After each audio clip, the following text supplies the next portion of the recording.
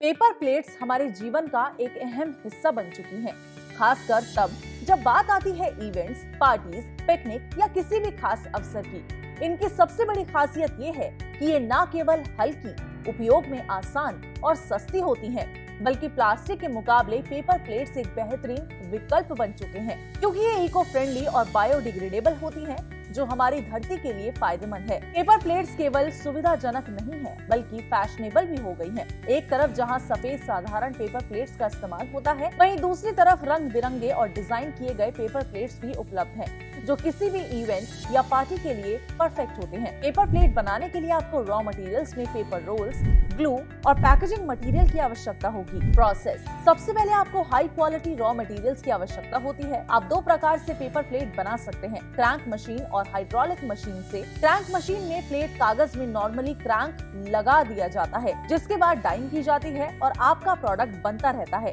इसके बाद आती है हाइड्रोलिक मशीन, जिसे सेमी ऑटोमेटिक भी कहा जाता है। मशीन में हाइड्रोलिक प्रेशर होता है, जिससे डाई अप डाउन करती है। पेपर प्लेट मैन्युफैक्चरिंग में मशीन्स के तौर पर आपको plate making machine, moulding machine, drawing unit और मिसलेनियस एसिड की जरूरत होगी। एरिया: लगभग 10,000 से 30,000 प्लेट्स मैन्युफैक्चर करने के लिए आपको अप्रॉक्स 200 से 300 स्क्वायर फीट एरिया की आवश्यकता होगी।